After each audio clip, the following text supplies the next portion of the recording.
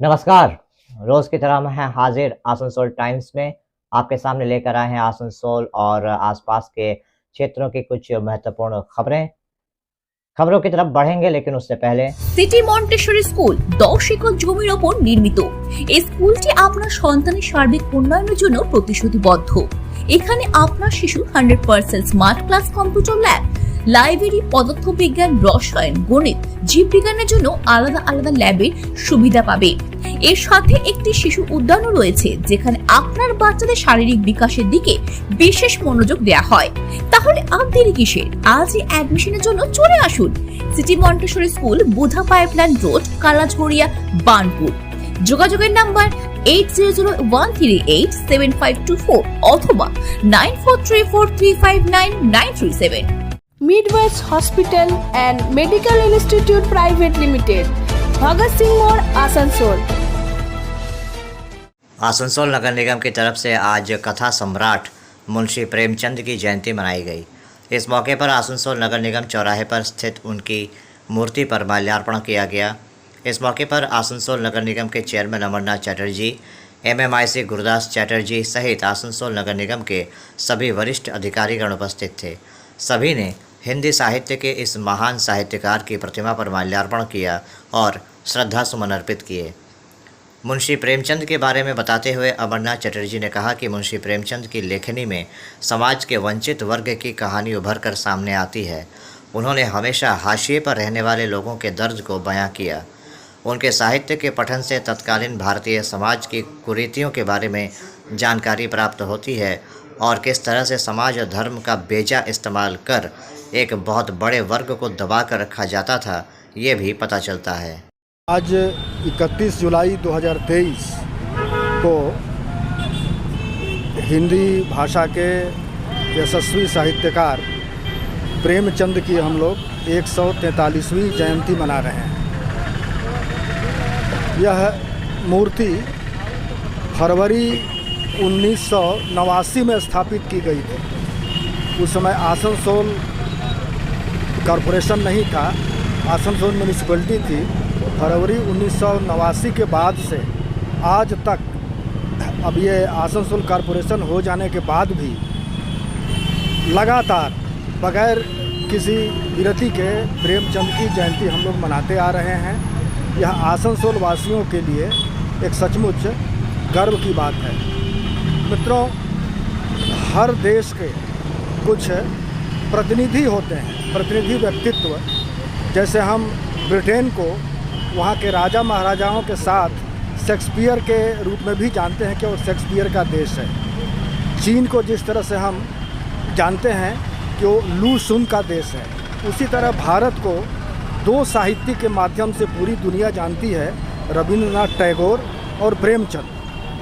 तो ये दोनों एक तरह से कहें कि ये भारत के प्रतिनिधि हैं, जिनके माध्यम से भारत के बारे में लोग जानते हैं। राजनीति में एक और व्यक्तित्व हैं, महात्मा गांधी।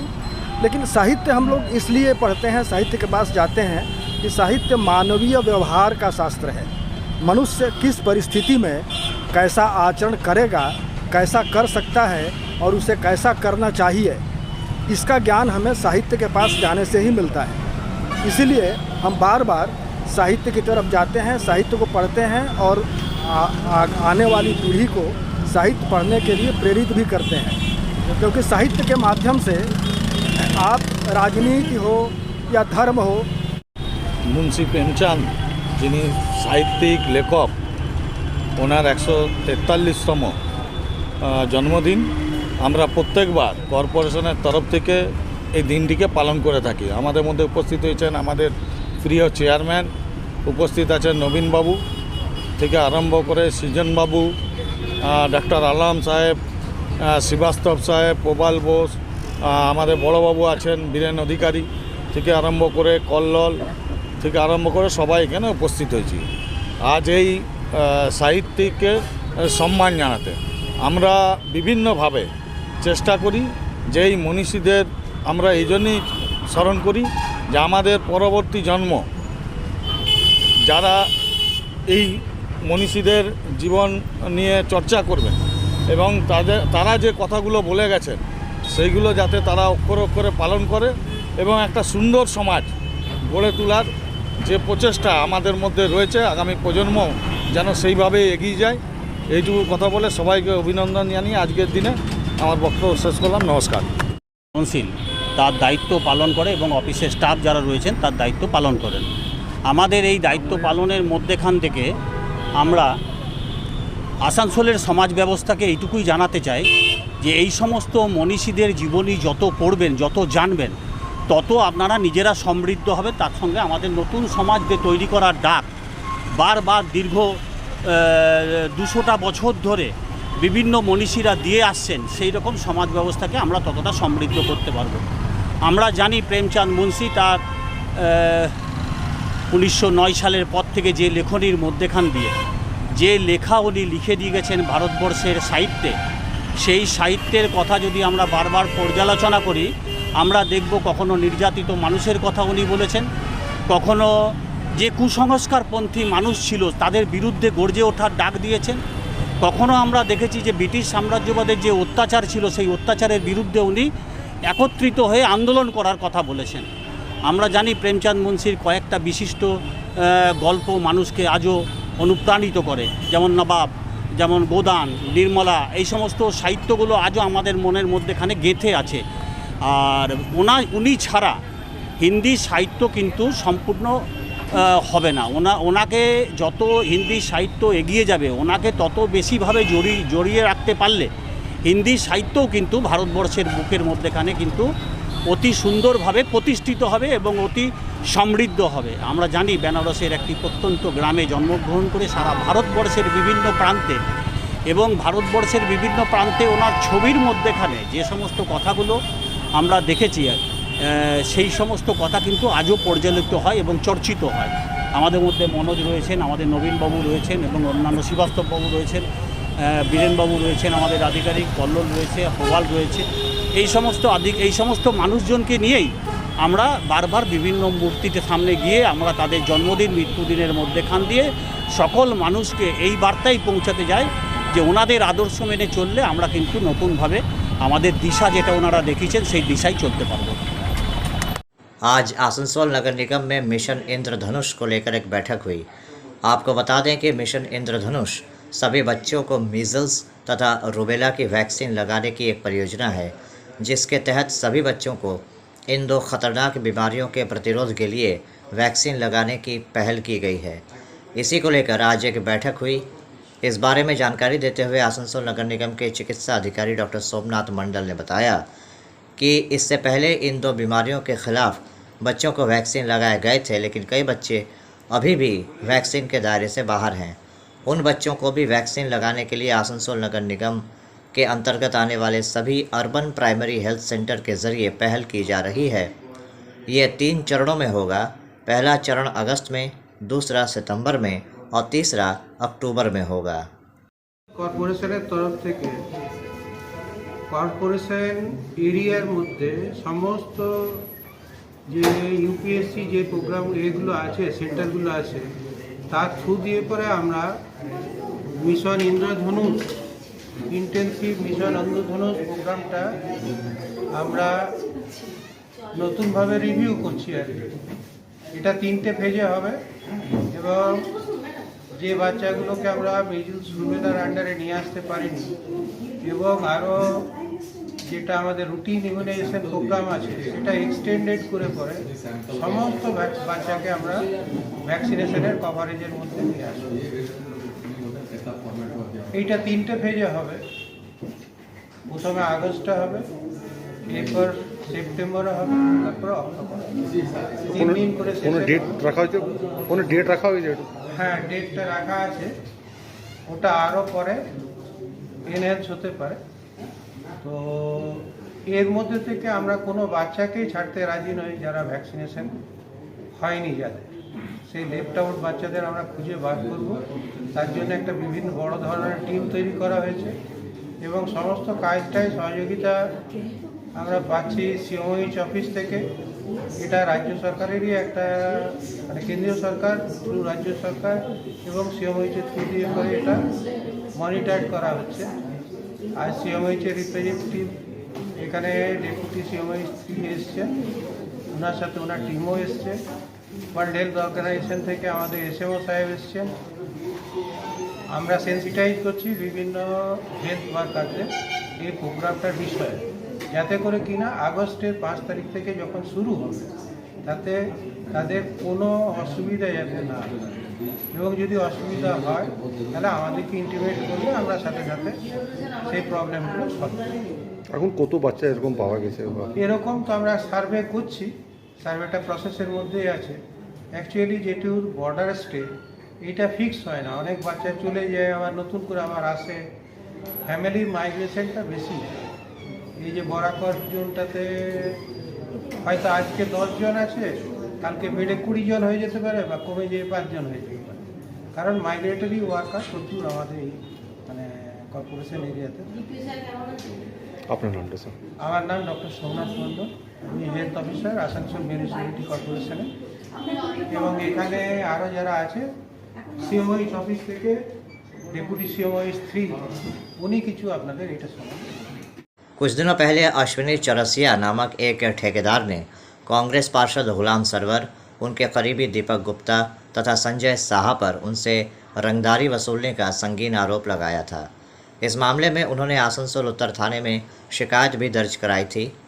इस मामले में पुलिस ने संजय साहा को गिरफ्तार किया था। उन पर आरोप था कि उन्होंने गुलाम सरवर, दीपक गुप्ता के साथ मिलकर अश्विनी चौरसिया के साथ मारपीट की तथा रिवॉल्वर दिखाकर अश्विनी चौरसिया को डराने की कोशिश में संलिप्त थे।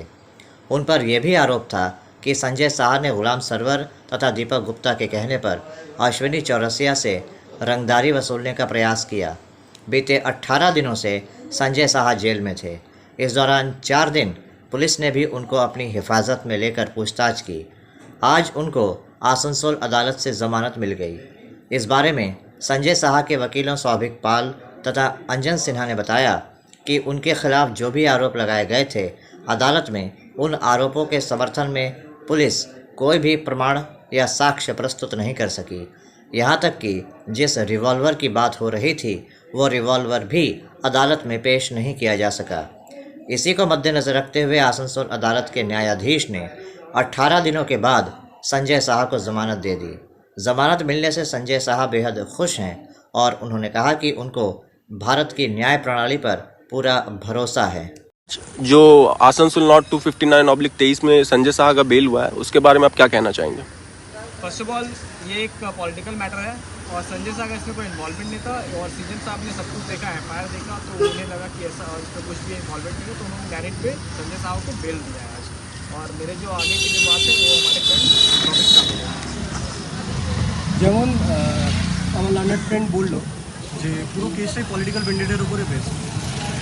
তারপরেও তার কেসের মেরিট যেটা সেটা আমার লার্নার ফ্রেন্ড বললো, তারপরেও কোর্ট 18 দিন ধরে আমার সঞ্জয় সাহাকে কাস্টাডিতে রেখেছিল, যেখানে রিমান্ডেও নিয়েছিল পুলিশ। বাট পুলিশ রিমান্ডে নেওয়ার পরেও কিছু ফ্রুটফুল কিছু পাওয়া যায়নি সেখান থেকে। আফটার 18 ডেজ আমরা আজকে আবার বেল পিটিশন করেছি এবং আমাদের হাকিম সাহেবকে সমস্ত কিছু বলার পর এবং বোঝানোর পর যখন হাকিম সাহেব নিজে বিবেচনা করে দেখলেন যে কেসটার কী মেরিট রয়েছে না রয়েছে, তিনি এই বিবেচনায় পৌঁছালেন যে না, এই সঞ্জয় সাহাকে ফার্দার ডিটেনশনে রাখার কোনো রকম কোনো গ্রাউন্ড নেই, কোনো রিজন নেই, যে কারণে আজকে আমরা সঞ্জয় সাহার বেল করাতে পেরেছি এবং তাকে আজকে আমরা রিলিজ করছি। আপনার নাম কি? সৌভিক পাল, আসানসোল ডিস্ট্রিক্ট। আপনার নাম কি? অনিমেষ সিনহা, আসানসোল डिस्ट्रिक्ट। कोर्ट का फर्स्ट ऑफ ऑल देखिए एक पॉलिटिकल मैटर था। ये एफआईआर रजिस्टर हुआ था 13 जुलाई, जबकि ये मामला हुआ था 5 जुलाई को।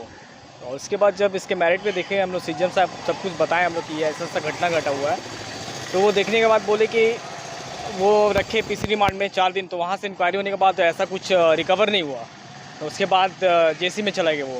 आज उनका डेट फिक्स था, आज हम लोगों ने अपना मूव रखा, अपना जो था जो बोलना था वो सब बोला हमने। तो आज उनका मेरिट पे बेल करा दिया है और एक तरह से फेक मामला है जो एक पॉलिटिकल पार्टी दूसरे पॉलिटिकल पार्टी के ऊपर लादा गया है। ये सब कुछ कहना नहीं इसमें। क्या लग रहा था कि जानबूझ के फंसाया? हाँ, ये जानबूझ के फंसाया गया, क्योंकि वो जो जिन्होंने जो ये केस से कंप्लेंट है वो एक पॉलिटिकल पार्टी से बिलोंग करते हैं और वो उनको वहाँ से कॉन्ट्रैक्टरी का सब कुछ मिलता है, तो उनको जो बोला गया उनके डायरेक्शन पे उन्होंने ये काम किया। और कुछ ऐसा कुछ नहीं है, एक फेक मामला है पूरे तरीके से, और सभी जानते हैं ये तो जो ऑपोजिशन में रहेंगे उनको ये सब झेलना ही पड़ेगा। ये बेसिकली आपका नाम? मेरा नाम है advocate animation, Asansol district court. ये बेसिकली एक फेक केस रजिस्टर किया गया है, क्योंकि जो इस केस में अक्यूज्ड हैं वो एक अपोजिशन पॉलिटिकल पार्टी को बिलोंग करते हैं, और जो इस केस में कंप्लेनेंट है वो एक प्रमोटर है जो कि बहुत दिन से प्रमोटरी कर रहा है। जैसा कि सबको को पता है, कॉन्ट्रैक्टर प्रमोटर को थोड़ा सा अपने रूलिंग गवर्नमेंट के पॉलिटिकल जो पार्टी होते हैं उनको थोड़ा सा खुश करने के लिए उनके हिसाब से कुछ काम करना ही पड़ता है। ये मैटर एक्चुअली बेसिकली एक लोन का था, जो दीपक गुप्ता के साथ उसके कई साल से रिलेशन थे। अपना रोल का ट्रांजैक्शन करते रहता था, लेना देना जो भी उनका रहता था बहुत साल से। वो आपको उनको पासबुक में या फिर चेक में रिफ्लेक्ट मिलेगा। बहुत सारे चेक्स हैं जो इसने उनको दिया है, बहुत सारे पेमेंट्स हैं जो दीपक गुप्ता ने इसके लिए किया, और बहुत सारे पेमेंट्स हैं जो ये जो आपके कंप्लेनेंट है अश्वनी, वो दीपक गुप्ता को किया। ऐसे बहुत सारे आपको सबूत भी दे दिए जाएंगे, एविडेंस भी दिए जाएंगे ट्रायल के टाइम पे। और अभी क्या हुआ है, ये पूरा पॉलिटिकल मैटर है इसलिए क्योंकि जब ड्राफ्ट ही किया गया तो इसका स्टार्टिंग ही इस तरह से किया गया। ये लोग पॉलिटिकल एफ्लुएंट बैकग्राउंड से हैं, ये लोग आपके इस नंबर वार्ड के, इतने नंबर वार्ड के काउंसिलर हैं, फलाना वगैरह, आपका जिस पॉलिटिकल पार्टी से बिलोंग करते हैं। और जिसका आज बेल हुआ है संजय, उसका तो इसमें कोई इन्वॉल्वमेंट ही नहीं था। वो एक जगह पे अपना काम करने जाता था, वहाँ पे उसको कंप्लेनेंट ने अपने बेटे को भिजवाया वहाँ पे, और उसको एक चेक हैंड ओवर करा और बोला कि मेरे पिताजी को दे देना, वो वहाँ पे है जाके दे देना। इसमें तो उसका कोई रोल नहीं था। अगर आप किसी जोमेटो वाला से आप खाना मंगवाइएगा, उसको क्या पता कि रेस्टोरेंट में क्या और आपका क्या मन में चल रहा है और आपके घर में क्या चल रहा है, इसमें तो उसका कोई रोल नहीं। उसके बावजूद उसको अरेस्ट किया गया। अरेस्ट कहाँ से किया गया? उसके घर से किया गया। अगर ये मामला 5 तारीख को लॉन्च हुआ और 13 तारीख को अरेस्ट हुआ, इसका मतलब तो उसके पास काफ़ी दिन तक ही वो भाग जाता। उसके बावजूद वो अपने घर पे था, क्योंकि उसका इंटेंशन था ही नहीं भागने का। उसका तो इस मैटर से कोई लेना देना ही नहीं था। फिर भी उसको अरेस्ट किया गया। पुलिस ने 2 बार रिमांड मांगी, दोनों बार रिमांड में कुछ आपका रिकवर नहीं हुआ। उसके बाद भी उसको 14 दिन का जेसी रखा गया। लेकिन आज मेरिट देखते हुए हमारे जो सीजीएम साहब थे, हकीम साहब थे, उन्होंने बेल ग्रांट कराया और फर्दर देखा जाए क्या होता है। मेरा नाम advocate Tabish, Asansol district court. अभी वक्त हो चला है एक छोटे से ब्रेक का, बने रहिए हमारे साथ। अरसलान बिरयानी, बस्तिन बाजार, आसनसोल। मोबाइल नंबर 9434195959 या 7001959233।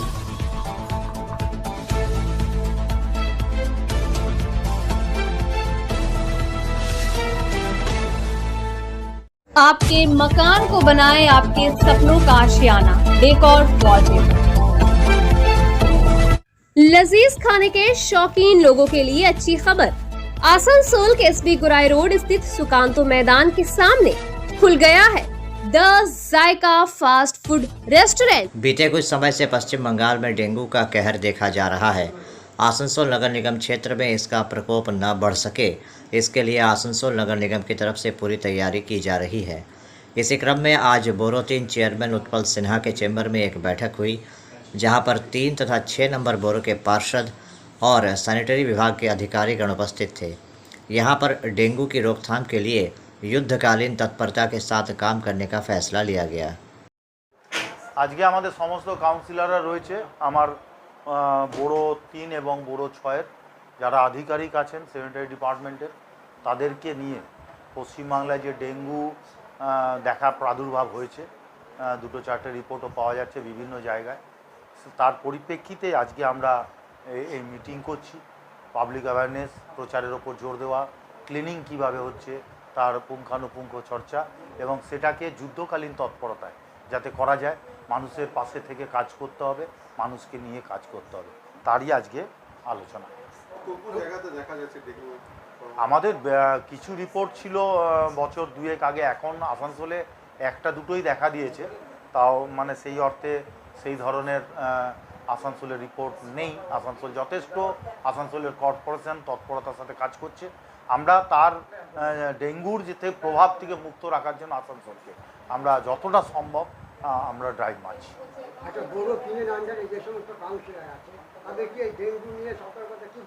তাদেরকে স্পেশালি তারা ফিল্ডে কাজ করছেন প্রতিদিনই। তাদের জল যেটা পরিষ্কার জল জমতে না দেওয়া, ঘর পরিষ্কার রাখা, এবং আমাদের যে নির্মল সাথী নির্মল বন্ধুরা কাজ করছেন নিয়মিত তাদের বাড়ির গার্বেজ কালেকশন করছেন, সেটাও যথারীতি কাজ করা। তার সাথে প্রতি ওয়ার্ডে আমাদের 2 জন করে স্প্রেম্যান আছে, আরও একটা করে বাড়ানোর আজকে আলোচনা হয়েছে, স্প্রেম্যান দিয়ে স্প্রে করানো এবং যতটা সম্ভব পরিষ্কার পরিচ্ছন্নতা রাখা ওয়ার্ডে। কাউন্সিলর এবং আমাদের যারা অ্যাডমিনিস্ট্রেটর ডিপার্টমেন্টে রয়েছেন স্যানিটেশনে, তারা আমরা যৌথভাবে সবাই মিলে আমরা কাজ করব। ডেঙ্গু নিয়ে নিশ্চিতভাবে ডেঙ্গু নিয়ে আমরাও চিন্তাতে আছি। আমাদের স্যানিটারি ডিপার্টমেন্ট, আমাদের মেডিকেল ডিপার্টমেন্ট প্রতিনিয়ত বিভিন্ন জায়গায়, বিভিন্ন পাড়ায় যেখানে জল জমা রয়েছে, যে জিনিসপত্রের উপর রয়েছে, সেখানে কিন্তু ভিজিট করছে, সাথে সাথে ওটাকে হাঁটিয়ে দিচ্ছে এবং মানুষকে সচেতন করছে যাতে জল ধরে না রাখে কেউ। तो अभी आप देख रहे थे आसनसोल और आसपास के इलाके की कुछ महत्वपूर्ण खबरें।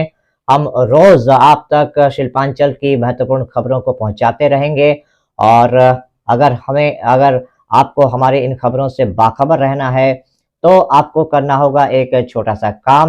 आपको हमारे चैनल आसनसोल टाइम्स को सब्सक्राइब करना होगा और पास में दिए गए बेल आइकन को प्रेस करना होगा, ताकि जब भी हम कुछ नया नई खबर या कुछ नया पोस्ट डालें तो इसकी खबर आप तक पहुंचे और आप इन गतिविधियों से बाखबर रह सकें।